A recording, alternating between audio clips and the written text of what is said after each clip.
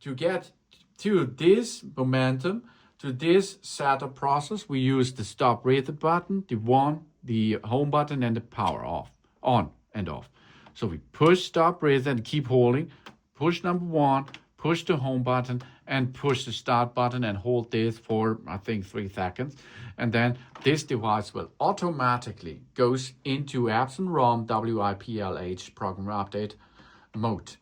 Of course, it is possible that there is another, that means black on white or white on black, but it is really important that it is not red, okay?